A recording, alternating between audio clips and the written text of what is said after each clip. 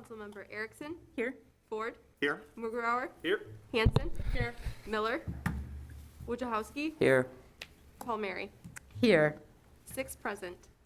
Councilmember Erickson will lead us in the invocation, followed by the Pledge of Allegiance. We come together this evening to discuss the issues that confront our city.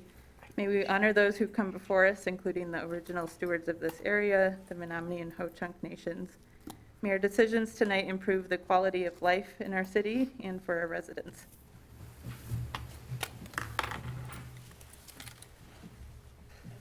Allegiance to the flag of the United States of America and to the republic for which it stands, one nation, under God, indivisible, with liberty and justice for all.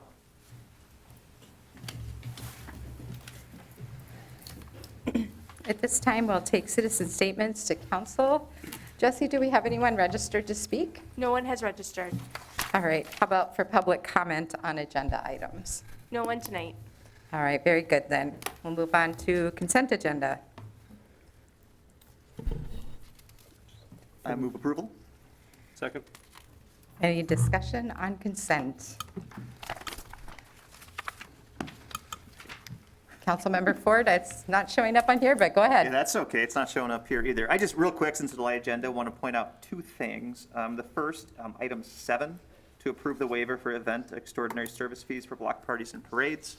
Last year, we waived about $14,000 worth of fees, which I think is a good thing, taking away those barriers to community events like block parties. We want to encourage that type of activity, so I'm pleased that's on there. And then item 12, we have a pretty significant expenditure for reconstruction of Lincoln Avenue and Rosalia Street, 5.1 million. And I just want to point out and commend city staff for collecting 5 bids on that. The more options we have, to get a lower one. So thank you for that. All right, thank you. Any other council discussion on consent? All right, please call the roll. Erickson, Aye. Ford, Aye. Mugrower, Aye. Hanson, Aye. Wojciechowski, Aye. Palmieri. Aye. Carried 6-0. We have several new ordinances this evening. No action will be taken. These are new ordinances. Ordinance 2256 amends Section 1736 of the City of Oshkosh Municipal Code pertaining to public nuisance affecting property usage.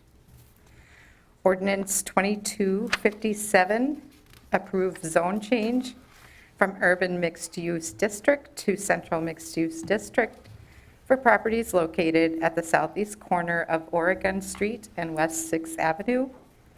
Plan Commission recommends approval. Ordinance 2258 approves zone change from 2-flat residential 10 with a planned development overlay to single-family residential for properties located at the east side of the 600 block of Grove Street. Plan Commission recommends approval.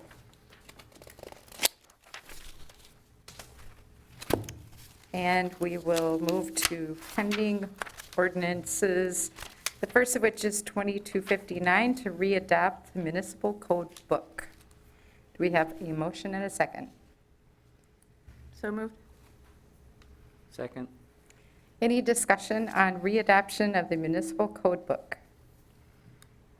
Please call the roll. Councilmember Erickson, Aye. Ford, Aye. Mugrower, Aye. Hanson, Aye. Wojciechowski, Aye. Palmieri. Aye. Carried 6-0. And ordinance 2260 was removed. We'll move on to council discussion. Future agenda items, direction to city manager and future agenda items.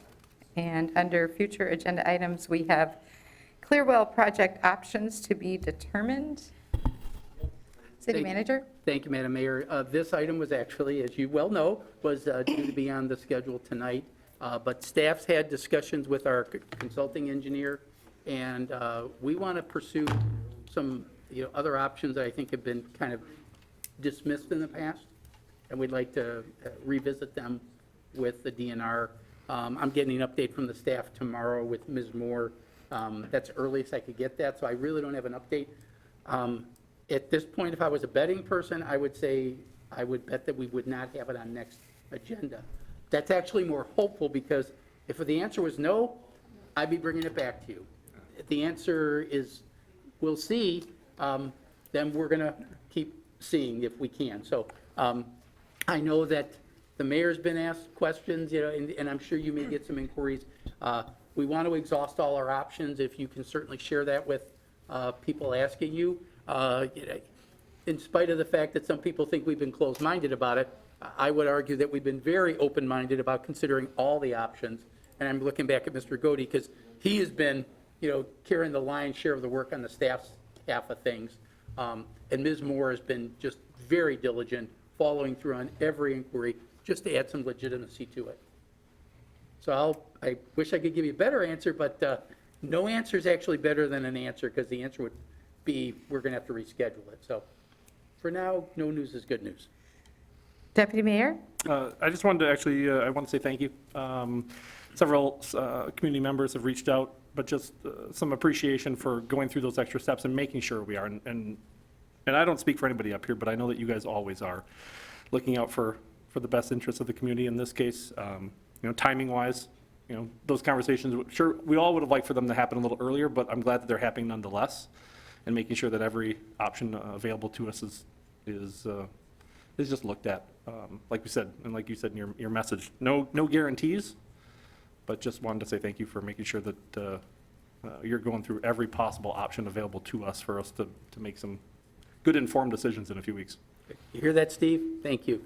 I was looking this way, but it's always for the full staff, so just thank you for that. Thank you very much. Do other council members have any items for future agenda? Councilmember Wojciechowski. Thank you. So I'm looking for direction from council on a potential future agenda item. And just to give some background, I think around mid-January, maybe late January, I was approached by folks from UAW, United Auto Workers, as they are very prevalent in the city of Oshkosh, especially through Oshkosh Corp. But right now they are in the process of trying to renegotiate their contract with, I think it's United Postal Services. So for background, I know many people saw that Oshkosh Corp was chosen as to get the contract to build the next generation of mail trucks, basically. But what a lot of people don't know is that the decision was later made to move the production of that from Wisconsin and Oshkosh to a completely different state. So right now, the UAW is working to try to renegotiate that contract and bring back some of that production to the Oshkosh area for obvious reasons, economic boost, jobs, et cetera. And they wanted to just bring attention to the issue, and I made the suggestion of potentially passing a resolution that would just affirm our support for that. So I collaborated with them to create a resolution. I wasn't able to get a copy of it in time for you all to read prior, but my goal would be for us to vote on it. But obviously, there's procedure and stuff, so just wanted to get direction and consensus from council on that item.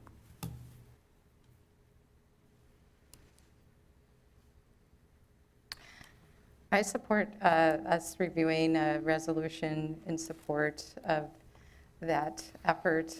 Do other council members have input?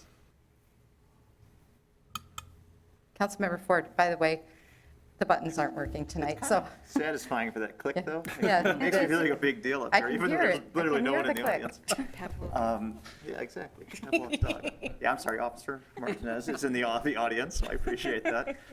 No, I would just, again, happy to look at anything, and clearly, I think that as an individual, I would, yes, the more jobs we have in Oshkosh, the better, especially middle-class, blue-collar jobs. Oshkosh Corp is our largest employer. But I hope we're cautious. I don't want to have, I would have trouble with a resolution that is us telling a private entity what they should be doing or not be doing. So, I mean, I don't know if there's a way to word it where we're touting the quality of life here and why Oshkosh is an awesome place. I just would be careful about wording it so it's us setting a precedent that we're getting involved in the business of private organizations. I'd be happy to forward, Councilmember Wojciechowski had forwarded me a draft. I'd be happy to distribute it. Unlike the one that the mayor submitted a couple weeks ago, there's not a committee to refer this one to. Yeah. This is the council, so I'd be happy if that's okay, Aaron, Yeah. I'll forward it to you this evening. Yeah, and I will say most of the language in it is just basically talking about the situation, what happened, and then just talking about why we think it would be a great job, why Oshkosh would be a great fit and the benefits that come with it. So it's more so that. All right. Any other future agenda items, council? All right, we'll move on to future workshops. Looks like March 8th, we'll be looking at the facility study, and March 22nd, the Jackson, Oregon Street Bridge, by the way. It would be interesting to know what the official name of the bridge is, because I go back and forth, Wisconsin or Oregon, or Jackson or Oregon. So any other details on those workshops, city manager? No, Kelly, no, nothing at this time. All right. So we're at council member announcements and statements. Do we have any reports on boards and commissions? Yeah, the Committee on Aging met, and they had to suffer through a presentation about the Oshkosh form of government that they asked me to do. But if you ever had any questions about our form of government, I urge you to watch that meeting. Well, thank you for doing that Yeah. public education, that public service announcement. That's always helpful. I think most of us end up repeating a lot of that information. Oh, yeah. Councilmember Wojciechowski, did you have something else? Yeah, last night at the Sustainability Advisory Board, we had our meeting. A lot of it was centered on a presentation about basically the harmful, things that come out of using a lot of salt, to salt our roads. So we had a presentation on, our current uses and kind of what are some best practices going forward. And a lot of it is just education and training. And we learned some interesting facts kind of about some of our ordinances that might need some changes. So the committee's going to look at that, just so, we're being environmentally conscious, but also fiscally responsible with how we're using those resources. So it was really interesting. We also briefly kind of touched on the resolution that you presented at the last meeting about the environmental justice, and we're going to continue to review it and see how that comes up to us. That's all I Excellent. got. Anyone else? All right, I have nothing new since the last one, and we're on to city manager announcements and statements. Thank you, Madam Mayor. A COVID-19 update, certainly numbers are moving in the right direction, but they're still technically in the critically high category. But the turn has been significant. From 2 weeks ago, we've probably gone in half on the rate per 100,000, which is very good. We'll keep looking at these numbers and see what's going on. It's encouraging knowing that some of the states and cities that have had mandates for masks, not just our mask in our building, but they're citywide, they're looking at reversing those. I think that's a very positive trend as well. We're still talking to county health and getting good information, and we're going to continue to follow those, but we're very encouraged by the directions that things are going right now. Unless there's any questions. Councilmember Mugrao, or Deputy Mayor. And I apologize, I did not give you a heads up on this one, but you're going to be prepared for it. I'm going to bug you again about our current state of emergency. It's been several months since the last discussion we briefly had, and just questioning the need for how much longer we need to keep our state of emergency in place. Yeah. And I don't expect anything tonight. You don't have to. If you want to just provide us with anything next meeting is just fine, memo or verbal too, but we're now almost at 2 years, and I'm not sure what parts of that emergency order are still being used by yourself and staff. So if it's effective and still needed, that's different than just in place for the just in case. Okay, we'll take a look, because, the council's adopted some orders based on that, and I'll review them with the city attorney and with Chief Stanley, who is our emergency management director in this case. But thank you. Thanks for the heads up. Outstanding issues, certainly have them there updated for, recent activities. Happy to answer any questions if anything's there. I'm going to be having discussions with the staff regarding sewer and water rates. So there might be some some hopeful news, Madam Mayor, for you to have a discussion with the council about lifeline rates. Given the delays we're having on clear wells, I don't know if I want to wait much longer for water rates to be reviewed. And if there's hope that the Clear Wells project may get reviewed in other ways, we might just bring back water rates for your consideration. We're definitely bringing back sewer rates, that was in the budget, but in terms of water rates, we had not planned until the Clear Well was decided, but if that's going to be hold up a little bit, we may very well bring forward water rates, and that at that time, the council can review the potential for lifeline rates, and if you want to include that in the rate application. So we'll, just because it's been a while since we first had that conversation, will we be looking at, what some of those structures might look like? What some hypothetical lifeline rates might look like? Yeah, And, have some real numbers to work with? yeah, I think that's the idea. Okay. So anyway, so that's the update there. Unless there's any questions, I'll just, we've got a handful of things in your agenda packet. Mr. Maurer asked me to do a shameless commercial promotion for item 29, Pollock Community Water Park. We do offer free season passes for qualifying families and individuals. There's an application with the eligibility qualifications on our website. Encourage people to do that. The biggest qualifier is if your family is in free or reduced lunch at the schools, that pretty much gets you in. And the application deadline, we got a little lead time on this, it's May 6th, but we certainly want to get people aware of it to apply if they would like to have a free pool pass for themselves because they're financially unable to do so. So Mr. Maurer asked me, so I can say I gave that to you. Couple more issues. Number 30 is the design services for the Witzel Avenue utility and pedestrian improvements. We talked about that earlier in terms of us providing service to the WIT. That's part of this, but it's also going to open up our ability to serve other areas down there. Critical response system for the police department, that's a cooperative purchase, but it's something that was donated by a private donor to do that, but we're still following the proper purchasing procedures with that. Speaking of more cooperative purchases, in the budget, there were vehicles, there was a vehicle for both the fire department and for Go Transit. Those vehicles are taken off the state bid, so we got those as well as turnout gear for the fire department and the emergency generator for the public library. So those are some of my announcements, but happy to answer any questions that you might have. I do have a question on the direct link bridge series critical response system. Sure. What is that physically? Like what is it? That's item number 31.